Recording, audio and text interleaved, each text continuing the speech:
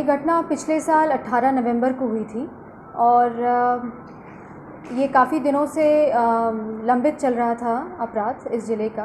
और इसमें पूरी एक टीम लगाई गई थी और विवेचना के दौरान एक संदिग्ध से हम लोगों ने पूछताछ की जो मृतिका थी।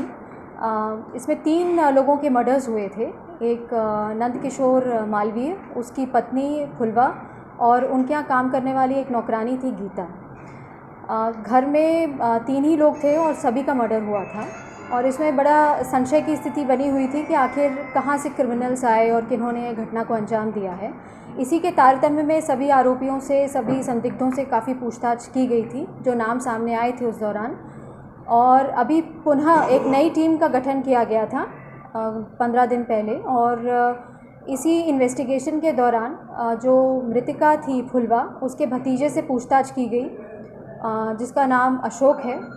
और उससे पूछताछ में कुछ महत्वपूर्ण बिंदु सामने आए और उन्हीं बिंदुओं से विस्तार में पूछताछ की गई तो उसने पूरी घटना के बारे में बताया।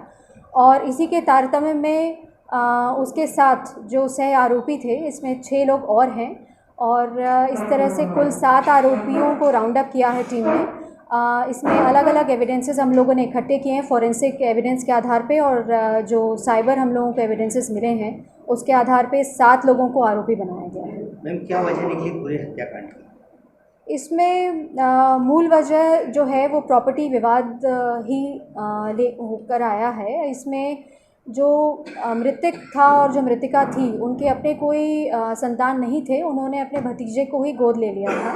इसके उपरांत अभी कुछ दिन पहले उन्होंने अपनी एक नातिन जो थी दूर की, उसको भी गोद ले लिया था। तो इसी कारण कुछ विवाद और प्रॉपर्टी डिस्प्यूट सामने आए थे। जो मालवीय परिवार, जो नंदकिशोर मालवीय हैं, उनके परिवार में भी बहुत सारे प्रॉपर्टी को लेके और ज़मीन को लेके विवाद थे। और जो मालवीय परिवार है वो पहले से ही काफ़ी फर्जी रजिस्ट्री और इस तरीके के आरोपों से उन पे लग चुके हैं, जिसकी जांच जो है CBI द्वारा भी की जा रही है। और इन्हीं सब बिंदुओं के आधार पे हम लोगों ने पूछताछ की है और जिसके आधार पे 7 आरोपियों को राउंड अप किया गया है। इसमें ये मालूम चला है कि ये काफ़ी दिनों से प्लानिंग चल रही थी और ये जो द्वेष की भावना है वो धीरे धीरे जो रिश्तेदार हैं इनके, अशोक और जो मालवीय परिवार है, उनके बीच काफ़ी प्रॉपर्टी को लेके आपस में मनमुटाव चल रहा था। और कई बार पब्लिकली भी इनकी आपस में लड़ाई भी हुई है, जिसको काफ़ी लोगों ने देखा है। और इसी सब तारतम्य में इन लोगों ने एक पूर्व नियोजित तरीके से, कुछ इसमें कॉन्ट्रैक्ट किलर्स हैं जिनका पूर्व में भी रिकॉर्ड है और पूर्व में भी अरेस्ट हो चुके हैं, उन लोगों की मदद से इस घटना को अंजाम दिया है। इसमें ये मालूम चला है कि नंदू मालवीय का जो हाथ का पंजा था उसमें एक अंगूठी थी जो आइडेंटिफाई की गई है और वो अंगूठी हमने रिकवर की है आरोपियों से। हाथ के पंजे का इनका ये कहना है कि उसको हमने जला के और नष्ट कर दिया था। प्राथमिक जांच के समय क्या भूल रही पुलिस की कि इतना समय लग चुका इस पूरे मामले को लेकर?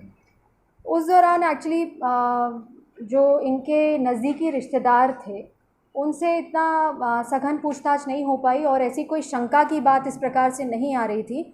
जो अब हम लोगों ने क्रॉस क्वेश्चनिंग की और जो पूर्व में बयान दिए गए थे और जो अब पुनः बयान लिए गए हैं तकरीबन 12 महीने के बाद, उसमें कई ऐसे बिंदु आए जो पहले नहीं बताए गए थे और कुछ विरोधाभास भी आए जिसकी हम लोगों ने तस्दीक की गई पुलिस की टीम द्वारा।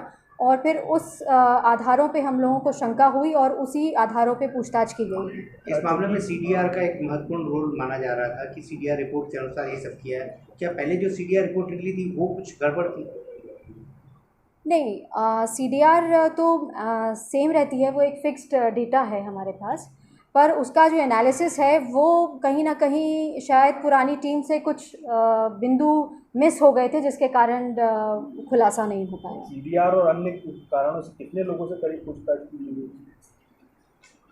देखिए, इसमें कई बहुत अलग अलग एंगल्स आए। जो शुरू से अगर हम लें तो बहुत सारे लोगों से पूछताछ की गई क्योंकि इनका जो इंटरेक्शन है वो बहुत सारे लोगों से था।